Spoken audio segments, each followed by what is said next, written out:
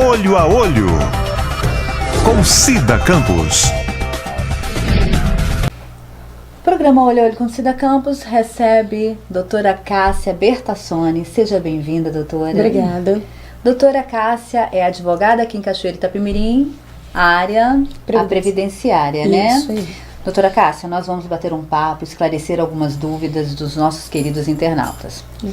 Pela lei brasileira, é possível atrasar ou parcelar O pagamento de benefícios. o pagamento dos aposentados? Não, não é, tá? A atual lei vigente hoje não permite de forma nenhuma, seja o parcelamento ou seja o atraso no pagamento de benefício.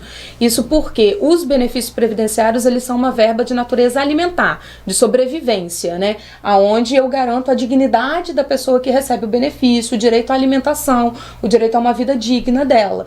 E não há motivo que possa justificar, seja o atraso ou seja o parcelamento desse tipo de verba. Se isso acontecer, o que a Maria ou o João ou aposentado pode fazer? Então, eles necessitam, né, se infelizmente eles se sentirem prejudicados dessa forma, eles necessitam buscar uma ajuda de um profissional, né, seja um advogado, seja um defensor público, para ir perante o Poder Judiciário e buscar a tutela dos seus direitos, garantir, né, de forma coercitiva, né, de forma impositiva, que seja pago o valor desses benefícios. E esse valor é corrigido? Sim, com certeza. Tem que ser corrigido pelo menos pelo índice da inflação aplicada.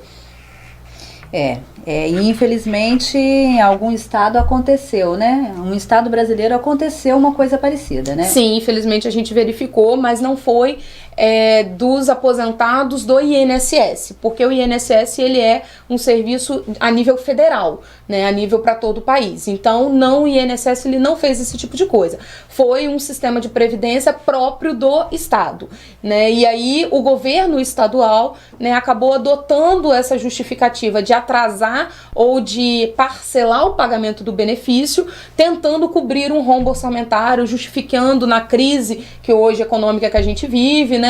E infelizmente não é uma conduta correta perante a lei brasileira. Vamos dizer que o João é um exemplo, ele está trabalhando há 2 anos em uma empresa e essa empresa não recolheu o INSS. E aí o João sofreu um acidente no percurso do trabalho. Como fica o João, doutora? Então, o acidente no percurso do trabalho é considerado acidente de trabalho, tá? Então, ele necessariamente teria direito a um benefício, que é um auxílio-doença acidentário do INSS. A questão dele a empresa não está recolhendo o INSS não pode prejudicar o João, porque o João é a parte mais fraca nessa relação, né? Quando você é obrigado a recolher, essa obrigação, quando você é empregado, é da empresa e não sua. Muito embora você pague uma parte que vem descontado no seu contra-cheque, é a empresa que tem que pegar essa parte e repassar para o INSS. Então, se não houve o repasse, é o INSS que tem que ir atrás da empresa para buscar receber. E não negar o benefício ao João em virtude de não ter pago o benefício, não ter pago a contribuição. Tá? Então, o João tem todo o direito? Tem todo o direito, independentemente de ter contribuído ou não, quando ele é empregado. Tá? Quando ele é autônomo, não é a mesma situação. Porque aí, no caso, a obrigação de fazer o recolhimento é dele mesmo, e não de uma empresa ou de uma terceira pessoa. Tá? Então, o João, neste caso, como empregado, ele não deixa de receber seu benefício e o INSS não pode negar. Não pode. Inclusive, se houver negativa, é uma negativa infundada, injusta, que o João deveria procurar a justiça para poder ver garantido o seu direito. Muito bom. Isso aí, para você, minha querida amiga internauta que mandou essa pergunta pra gente, fique atenta porque não pode acontecer isso. Como receber o benefício integral? Então, as pessoas chamam isso, falam que é benefício integral, mas na verdade você tem 2 espécies de aposentadoria, né? Na verdade são 4 espécies de aposentadoria, mas a mais comum é ou você se aposenta por idade ou você se aposenta por tempo de contribuição. E aí geralmente o pessoal fala, por tempo de contribuição não é integral, porque vai ter a redução do fator previdenciário, né? E o fator previdenciário geralmente vem para abaixar o valor do seu benefício. Tá? Contudo, hoje, a regra do fator previdenciário sofreu algumas modificações do ano passado para cá. aonde ao invés dele abaixar, ele pode até aumentar o valor do seu benefício, se você tiver idade e tempo, de forma a somar em uma tabelinha que ele chama de 85-95. Então, se a mulher tiver 85 pontos, que a gente fala, que é a idade mais tempo, o fator previdenciário dela vai aumentar o valor do benefício e não diminuir. E o homem, se tiver 95 pontos, que é a idade mais tempo dele de contribuição, ao invés de abaixar, vai aumentar. Então, o valor de você receber uma aposentadoria integral seria você conseguir 100% do valor que teria ali de contribuição, que você contribuiu, né? Na aposentadoria por idade, por exemplo, isso é mais fácil. Por quê? Geralmente quem se aposenta por idade é uma mulher que já tem 60 anos ou um homem que atingiu 65. Quando ele atinge essa idade, ele já tem pelo menos aí 30 anos de contribuição. Então ele cumpre a tabela do 85-95. Aí também e sobe. aí também sobe o valor do benefício dele, tá? Então, assim, você receber uma aposentadoria integral, né, que a gente fala, ela seria te garantir o máximo daquilo que você estava contribuindo, tá? Então, isso depende muito da fórmula de cálculo, depende do tempo de contribuição que você tem, da idade que você tem. Tudo isso vai fazer diferença. Hoje, aqui no Brasil, nós estamos passando por uma mudança, uma reforma, Na né? Previdência, sim. E essa reforma, ao seu ver, é coisa boa ou é coisa ruim para o povo? Vejamos, a primeira coisa que eles mexeram foi no fatídico fator previdenciário. O fator previdenciário ele foi criado em 99, né, na época do governo do Fernando Henrique ainda, né, e veio para abalar as aposentadorias, né. Até então o pessoal que aposentava e acabava ganhando um valor considerável, se aposentava cedo, 50 anos, 55 anos, é uma pessoa jovem ainda, né, e recebia um valor considerável de aposentadoria. Só que isso nos cofres do INSS tinha uma repercussão muito grande, porque essa pessoa ia receber esse benefício por muito tempo, era uma pessoa saudável. E aí veio o fator previdenciário falando, olha, se você ainda não tem 60 anos mulher ou 65 homem, mas quer se aposentar, eu vou diminuir o valor da sua aposentadoria porque eu vou te pagar ela por mais tempo. É isso que o fator previdenciário faz. Diminui porque você vai receber por mais tempo. Pois bem, aí a primeira modificação foi, o fator previdenciário vai ser mantido, mas se a sua idade mais o seu tempo atingir 85 anos mulher, 95 anos homem, esse fator previdenciário não vai te prejudicar, pelo contrário, vai te ajudar. Então essa modificação não foi ruim, pelo contrário, foi boa, né? Infelizmente o fator previdenciário por um lado muito prejudicial, mas ele é necessário, entendeu? Para equilibrar as contas do INSS. E aí essa modificação foi uma modificação que efetivamente eu achei que foi vantajosa para os aposentados, principalmente os que se aposentavam por tempo de contribuição. E aí, no ano passado, outra modificação que teve não foi... Vou interromper só um minutinho. Pode falar. Nós vamos para o intervalo e voltamos já já. Tá, não joia. saiam daí. Olho a Olho, com Cida Campos. Voltamos do intervalo. Te interrompi, mas vamos dar seguimento, doutora. Então, aí no ano passado teve uma outra modificação, mas não foi propriamente na aposentadoria. A modificação foi no benefício de pensão por morte, né? E tentaram modificar um pouquinho o auxílio-doença, que acabou, né, não sendo aprovada a modificação que eles queriam. Mas a principal modificação foi no benefício de pensão por morte, porque eles colocaram tempo para qual você pode receber o benefício. Não entendi. O que é isso? O que é isso? Exatamente. Antes, né, de 2015, né, meu marido faleceu e eu era casada com ele, eu posso ter direito à pensão por morte e eu tenho 30 anos e vou receber até eu morrer. Isso não aconteceu, é um exemplo, tá, gente? Não aconteceu, graças a Deus. Mas o que acontece? Esse benefício seria vitalício, entendeu? O benefício de pensão por morte, ele ia ser enquanto o dependente, viúva ou filho, né, tivesse nessa condição, né? Pro filho, quando ele atingia 21 anos, acabava a pensão. Pra esposa, não. Enquanto ela não se casasse de novo, enquanto ela não tivesse uma união estável de novo, ela ia receber a pensão por toda a vida. E era o que acontecia. Elas não se casavam de novo, exatamente, e eles também, né? Tô falando ela, mas pode ser o homem também. Pra não perder. Exatamente, pra não perder o benefício. Ele era vitalício. E aí, a modificação foi... eles criaram uma tabela olhando agora a idade da pessoa que sobreviveu. e não da pessoa que morreu. Então, por exemplo, eu tenho 30 anos, eu olho lá na tabela, eu só posso receber o benefício não vitalício, mas por 15 anos. Então, veja, isso foi uma modificação muito grande. E quanto mais nova eu sou, menor é o tempo que eu recebo a pensão. Porque 15 anos? Se você tiver 15, 30 anos, você acabou. Básico. Não, mas olha só, se isso porque eu tenho 30 anos, tenho toda uma tabelinha, né? Se tiver entre 18 e 20 anos, recebe por 3 anos. Se tiver de 24, 25 anos até 30 anos, recebe por 6 anos. Então, ou seja, é gradativo. Né? Quanto mais nova a viúva ou viúvo, menos tempo ele recebe a pensão. Isso eu acho que piorou, né? Isso foi muito drástico, tá? E ainda o INSS exigiu comprovação de 2 anos de relacionamento. Então não era só ser casada, você precisava ser casado há pelo menos 2 anos com a pessoa. Então quer dizer que a Maria está casada com o João há 6 meses. Então ela já não tem direito. Não, o único benefício que ela vai ter vai ser por 4 meses só se a morte foi em virtude de acidente.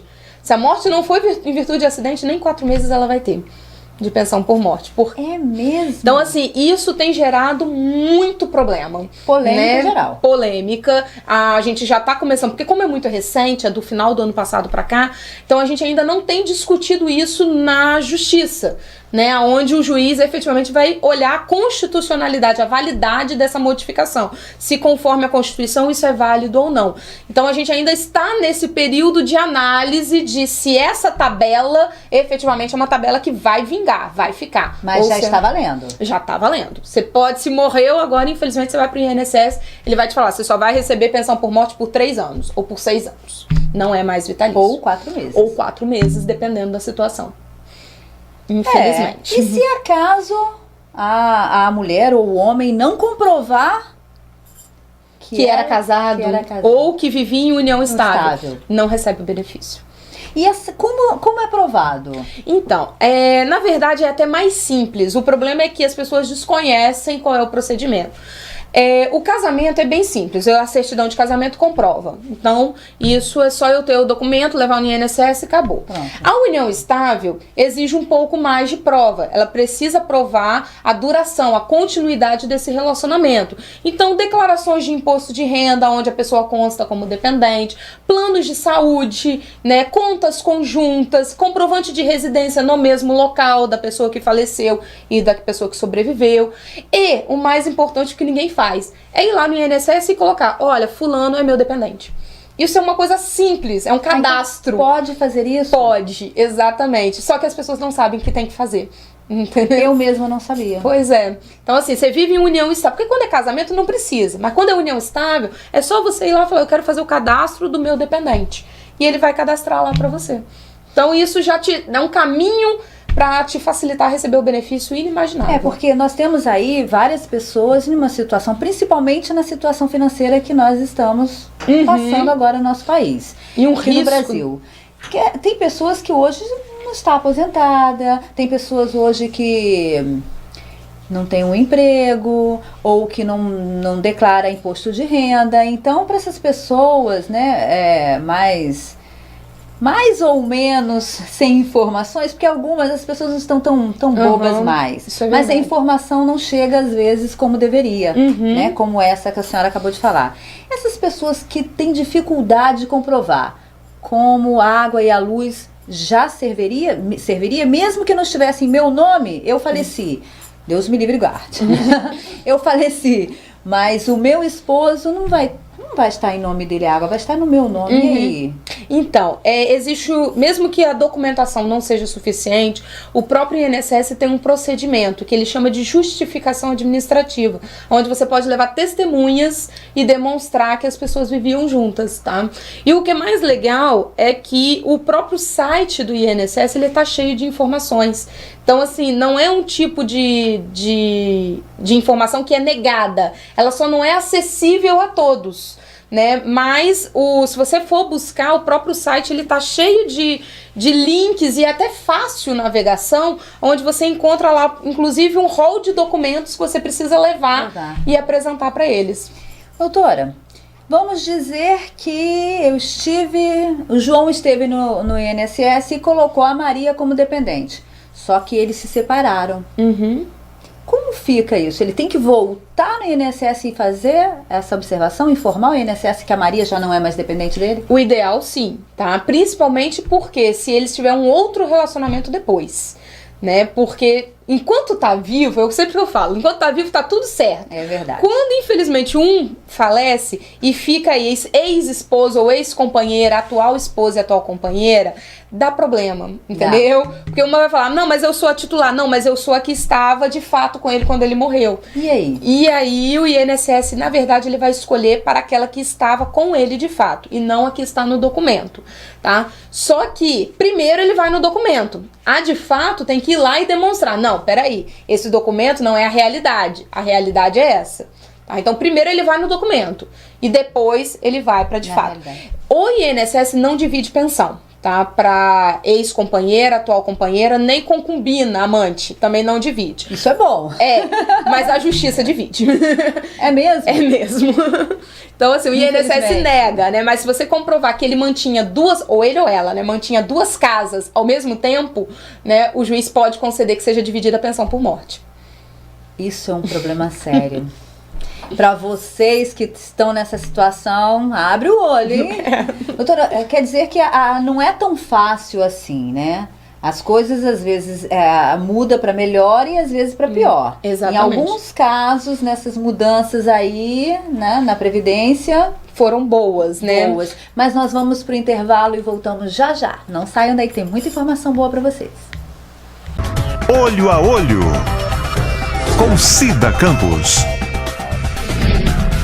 Doutora, vamos esclarecer mais dúvidas. Tem tanta pergunta aqui, doutora. Pode acontecer, doutora, o governo federal não ter teto para pagar os aposentados? Pois é.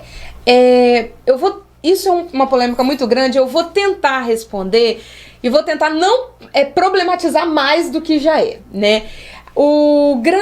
A grande conversa que sai por aí é a Previdência tá quebrada. É verdade. Né? Todo mundo fala, a Previdência tá quebrada, não tem como a gente manter.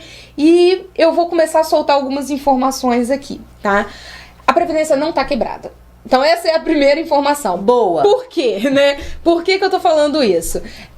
Porque o governo quer que você pense que está. Para ele aumentar o valor de contribuição, aumentar a carga tributária e te fazer contribuir mais. Sabe por quê? Porque o dinheiro que tá lá, que seria para Previdência, ele não tá usando só para Previdência. Para você ter uma ideia, na época da Copa do Mundo, saiu mais de 40 milhões do cofre da Previdência para pagar Copa do Mundo. Muito sério. Né? Então, e não é só isso, né? Tem várias situações que ocorrem. E a contribuição para a Previdência não é só nossa. Não é só eu que tô pagando, meu empregador tá pagando. Para você ter ideia, jogos de loteria. Toda vez que corre uma Mega Sena, uma Sena, uma Quina, uma Loto Fácil, ali, daquela arrecadação, vai um montante para a Previdência Social. É mesmo? É mesmo. E aí eu já cheguei até a fazer cálculo com os meus alunos e tal. Falei assim, deixa eu mostrar pra vocês, por mês, quanto que a Previdência arrecada na Mega Sena, né? E aí eles ficaram assim, nossa, isso tudo? Eu falei assim, é isso tudo. Então assim, o dinheiro tá indo, ele tá chegando. O problema é o que está sendo feito com o dinheiro arrecadado. Então, assim, eu gostaria de desmistificar essa ideia de que a Previdência está quebrada, tá? Se está quebrada, não é por causa de contribuição. Ela está quebrada por má gestão.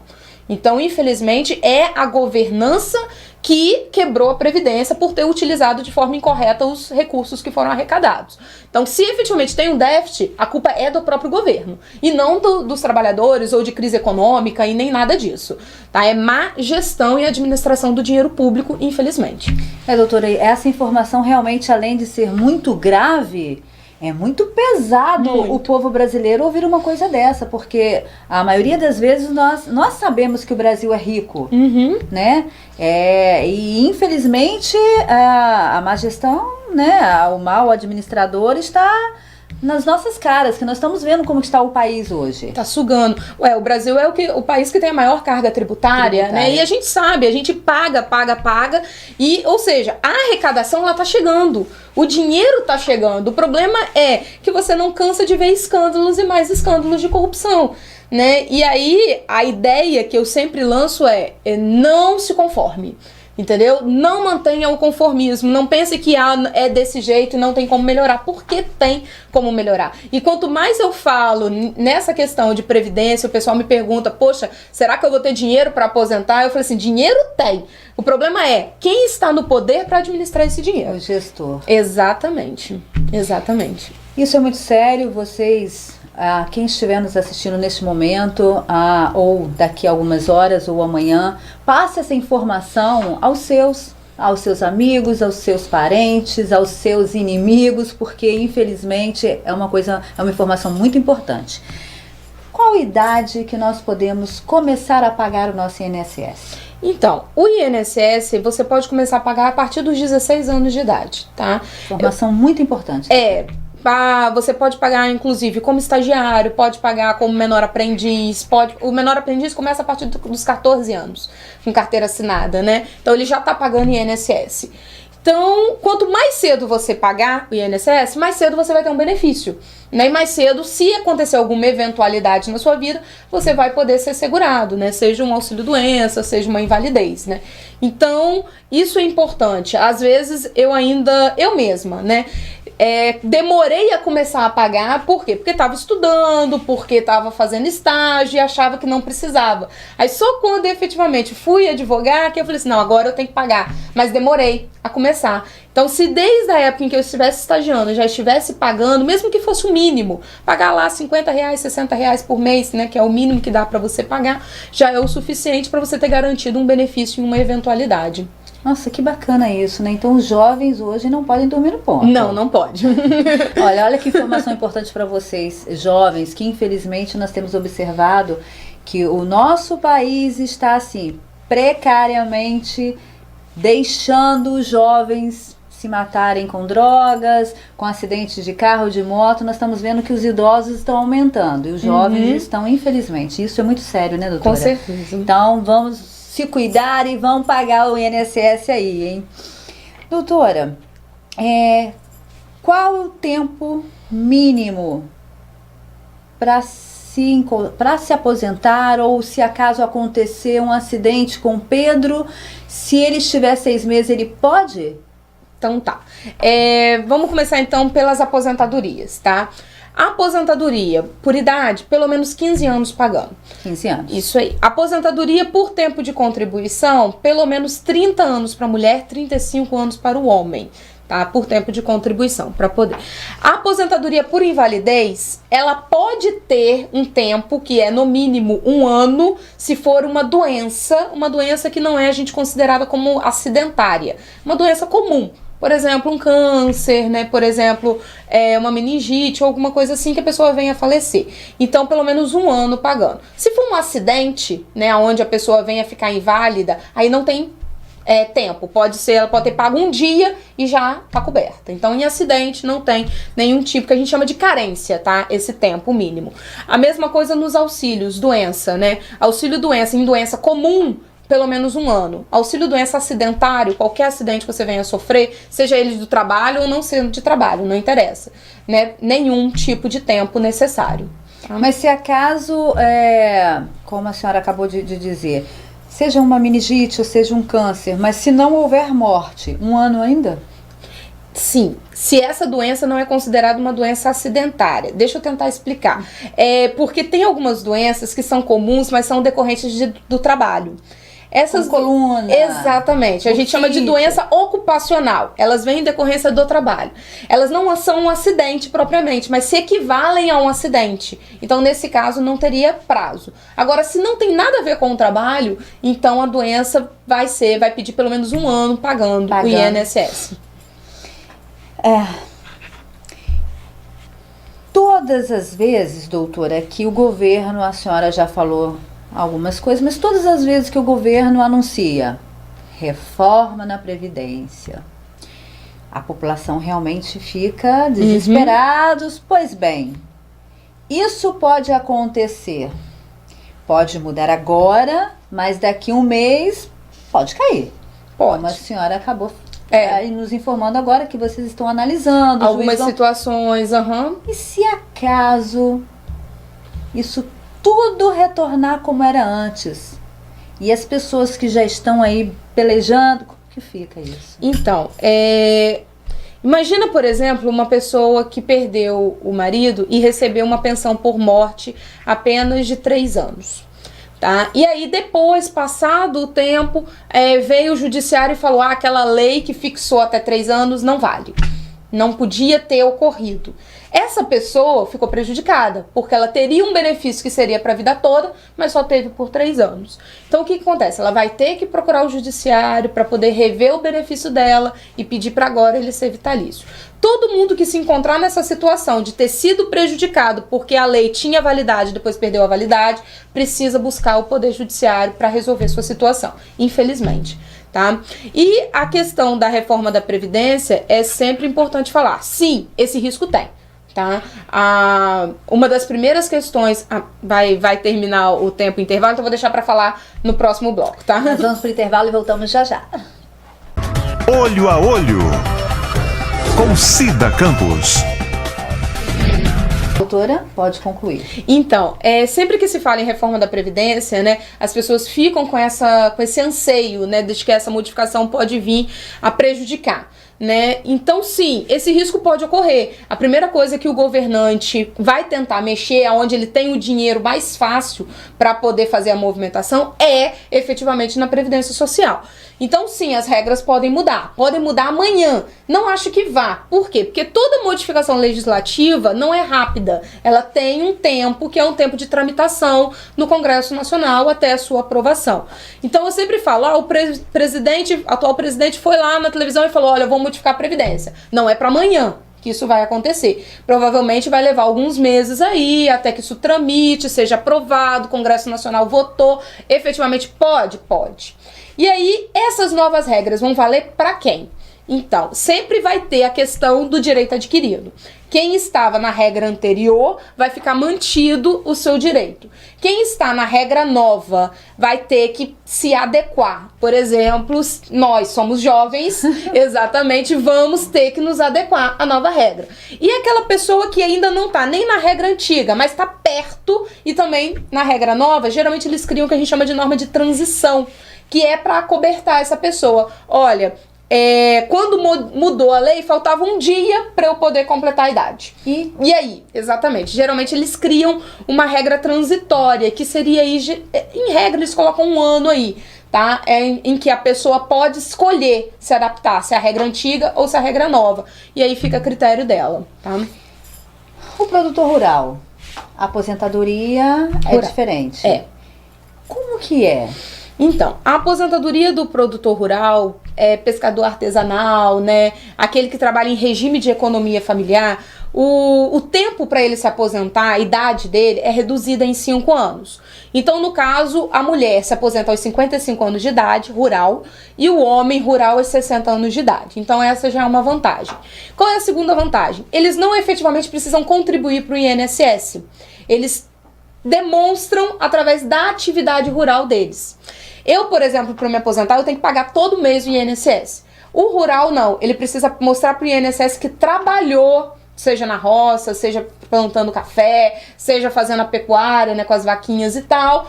Então, ele precisa provar que pelo menos por 15 anos ele exerceu essa atividade rural. Se ele provou, mesmo sem pagar o INSS, ele tem direito a se aposentar. Se tiver 55 anos mulher, 60 anos homem. Mas tá? aí ele vai lá e paga de uma vez só? Não paga. Não paga? Não paga. Eles são uma espécie de segurado especial. Ele é especial exatamente por isso, porque ele tem uma regra diferenciada. Ele não precisa pagar para se aposentar. É a única regra, tá? Pelo menos uma notícia boa no nosso país, o que rural não precisa pagar.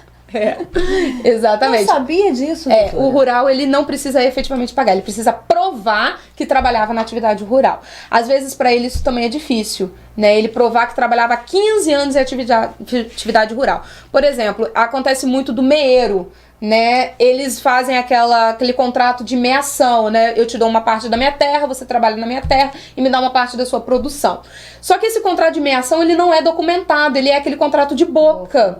E depois, quando você vai pro INSS falar, olha, eu trabalhava na roça, fala, tá, mas cadê a prova de que você trabalhava na roça? Como que ele prova? Então, ele prova por inscrição no sindicato rural, ele prova por compra de material agrícola, nota fiscal, ele prova por contratos de meação, como esse, de parceria agrícola, só que tudo com data pretérita. Ele não pode querer fazer um contrato hoje com data retroativa, tá? Isso não vale. Tem que ser um contrato feito na época própria, tá? Então, é um início de prova documental. E depois o restante ele prova com testemunha. Então hoje, se ele comprar qualquer equipamento, seja de porte grande ou pequeno, ele deve guardar essa nota fiscal. Deve. É agrotóxico, semente, né? Adubo, né? Tudo isso que eles compram, eles guardam a nota fiscal, que geralmente sai no nome deles, tá? Então tem que sair no nome do produtor rural. E ele vai guardando para depois ele comprovar a atividade dele. E a inscrição no sindicato é essencial, porque o sindicato rural emite uma declaração para esses produtores. Mas aí ele tem que pagar ao sindicato rural também uma taxa, né? É uma taxa. Não é muito alto, entendeu? Mas é vantajoso para ele, porque isso facilita na hora de demonstrar a atividade dele lá no INSS. E isso daí ajuda muito, né, o produtor, principalmente hoje, né, doutora? Com essa falta de chuvas, né? E essa seca muito grande, a maioria deles estão passando um perrengue danado. Com certeza. Então, eu acho que hoje, se já estiver aposentado, já é uma ajuda. Né? E quem não está e quem não sabe dessa dica, fiquem atentos e deve procurar um advogado ou pode ir direto? Não, vai direto no INSS. Eles prestam as informações, tá? É só procurar a pessoa correta. Então, eles vão tentar te dizer o que você deve fazer. E se a pessoa tiver acesso à internet, né, o site do INSS ele é bem claro quanto a isso também. Doutora, muito obrigada. De nada. O programa Olho a Olho com Cida Campos está aberto sempre. Você é a nossa convidada sempre. Obrigada. Que bom. Queridos, um beijo. Até o próximo Olho a Olho com Cida Campos. Até logo. Obrigada. Olho a Olho com Cida Campos.